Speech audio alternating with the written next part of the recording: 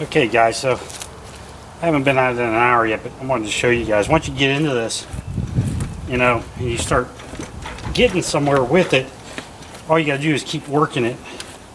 And you can see it peeling right off, and I'm getting the membrane and the meat at the same time.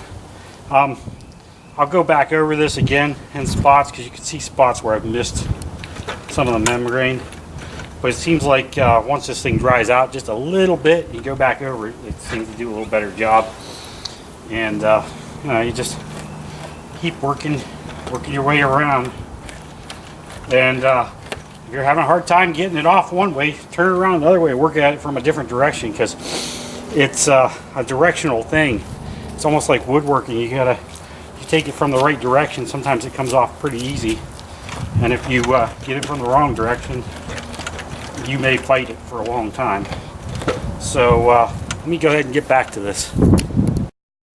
Another thing too, you know, when I'm doing this scraping, you know, I'm putting a lot of pressure down on this. I'm not trying to be, you know, real gingerly with it or anything like that. I'm really giving her some good pressure, and you know, just working this stuff off.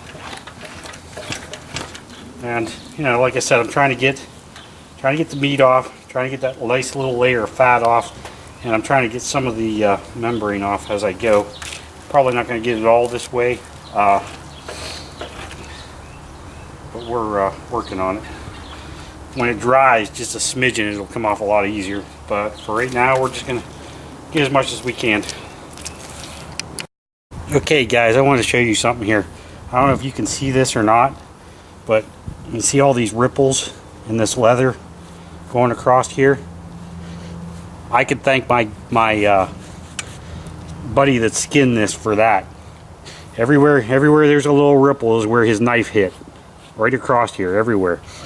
That's why if you're going to save the hide, you don't use a freaking knife to skin it. You get into the hide a little bit with your knife, and then you fist it off with the rest of the way with your hands. You won't get any of that if you do it that way. This isn't going to hurt anything. I'll sand this out and they'll be gone.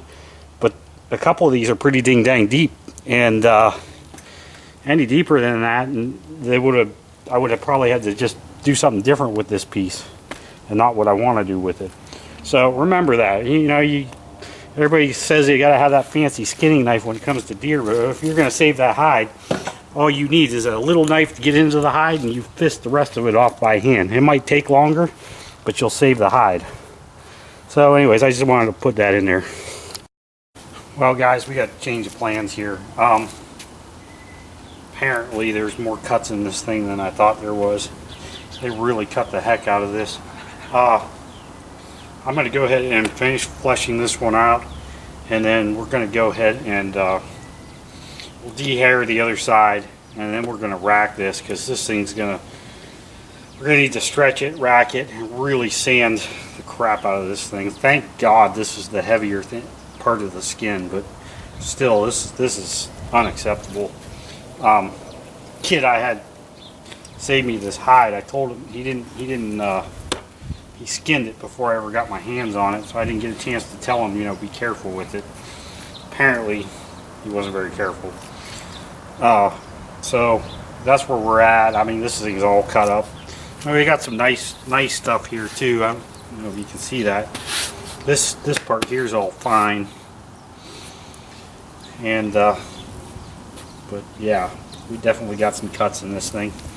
So we will finish flushing this thing out, and then we'll set up the solution so we can soak it in there for a little bit, and we'll dehair it. Actually, I think I'm going to wash it too once between dehairings, just to rinse off all this dirt and stuff that's on here. It's kind of gotten, it was like 22 degrees when I started this morning, and now sun's come out and it's about 35 or 40, and trust me, when you get to working like this, you don't really notice it being cold out. So that's where we're at. We're gonna go ahead and finish fleshing this. Another thing too, if you guys ever do this, all these places where they do the little cuts when they're skinning it like idiots. They're hard to get the flesh and the membrane and all that off of there.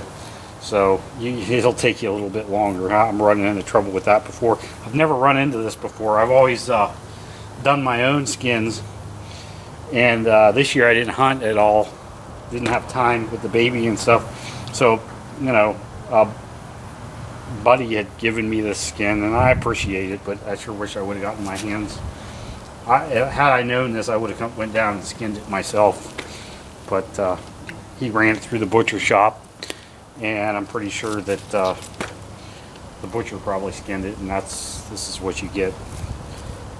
But he did tell me, he told the butcher to be careful with it, but apparently, I don't know. But anyways, it is what it is. So let me go ahead and we'll finish fleshing this. It's about done as far as that goes, and then we'll mix up the solution and soak it for dehairing. Okay guys, so we got this hide all fleshed. A little bit of membrane on here, but got most of it off. The rest of it will come off when we sand it. Like I said, we got to sand a bunch of these cuts that are in this thing anyways, which they are at this end. And you can see all the cuts in here, and that's all going to get sanded and evened out. So the next thing we're going to do is we're going to take this thing, and I already put 2 buckets, which is about 9 gallons of water in this blue tub over here, and we're going to take the hide and we're going to put it in the water. But first we are going to just get a little bit of our lye, and what all I'm going to do is I'm going to put 1 capful in there, and all this does is speed up the process just a little bit. And I'm just going to put it in there and stir it up a little bit. It might not even be enough, but it's enough for me. I don't want to destroy the hide. So I know a lot of guys put a lot of it in there, but it really doesn't take that much. If we have to leave it soak an extra day, so be it. Now all we got to do is we just want to stir it. Stir it up a little bit, make sure it gets all mixed. And I'll probably give it a few minutes. It actually gave just that little bit gave it a slight cloudy look, so that'll probably work out just fine. And next thing we're going to do is we're just going to put that hide in there and just leave it soak. I'll probably leave it soak overnight and check it in the morning. And then when we get that done, we'll take it out. Okay, so it's been about 4 days now, and I took the skin out of the water that's been sitting in. If you remember, we put it in water with a little bit of lye, and I put it back onto the post, and I started scraping on it, and it's close. It's not quite ready yet, but since I already have it out, I'm going to go ahead and get a bunch of this fur off that I can. I mean, I'm going to just try to scrape off the fur that's coming off easy, and then I'm going to re-soak it again for a little bit longer. I mean, it's really close, but the thing is that when you're taking this fur off, and I will get a close-up of this so you can see what's going on.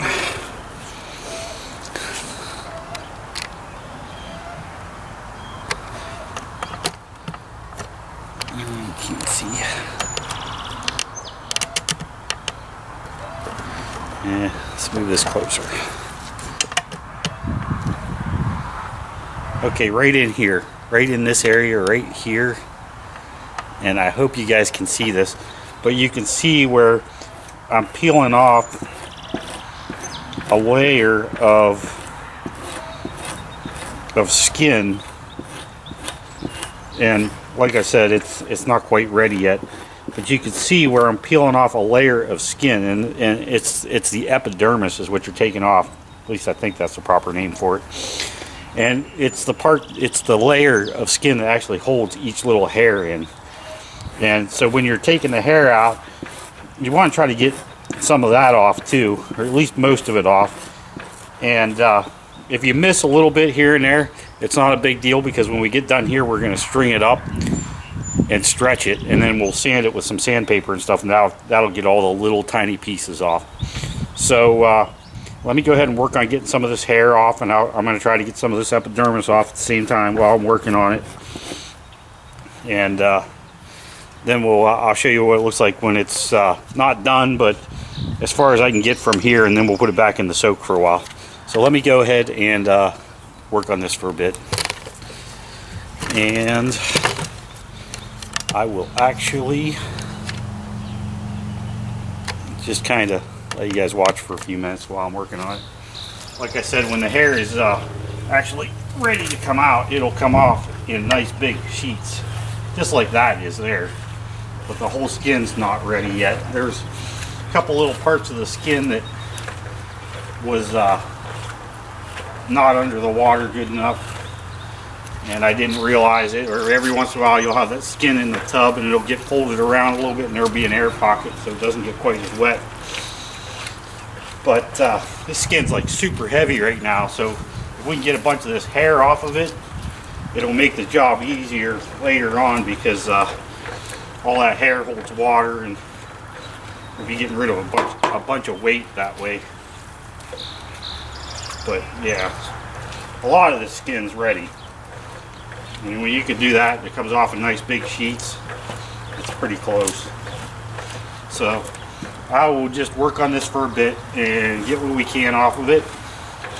Probably give it a good rinsing, and then put it back in the live bath for just a little longer. That way we can get the hair off the harder spots that it's not coming off as easy on. But yeah, now remember, I'm just taking the hair off here. I'll sharpen this tool up just a little bit more, and then I'll go back and I'll grain this too, and take some of this epidermal off as much as I can.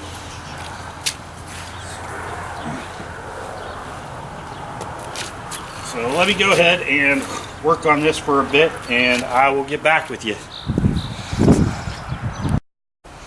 Oh, and another thing, when you're doing this dehairing process, it seems to come off better if you go with the hair, the way the hair would flow on the deer.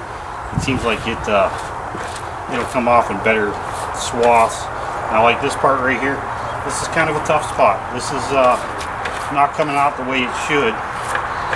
So this is one of the spots that I'll probably take what I can off of it, and then I'll soak it some more and go over the whole thing. Go over not the whole thing, but the spots that I want to, and then it'll be done.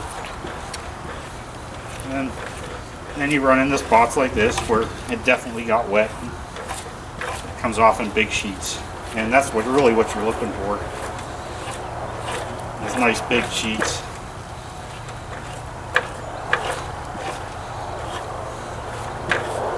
And you just keep turning the hide around so that you can work with the grain, because it does work better that way. And you can see on some of this I'm even getting a lot of the epidermal off as I'm going. But like I said, I'll go over it again one more time and get as much of the epidermal layer off as I can after it soaks a little longer again. So let me go ahead and work on this a bit, and I'm going to shut the camera off and just clean up as much as I can, and then when I get ready to put it back in the bath, I'll show you what it looks like before I do it. And there will be patches of hair on there and stuff yet, because there's spots on there that isn't quite done. So let me get back with you. Okay, so I did some of it. It's too hard to work on right now. The hair's not falling out the way it is. So I'm just going to stop, and we're putting it back in the bath. We'll let it soak for another day or two. It's close, but they're not falling out the way they should. They're still pretty tight, and you should be able to just grab this hair, and it should just fall right out. and this is not the case. So we're going to try to put it back in the bath for a couple of days. So that's where we're at right now.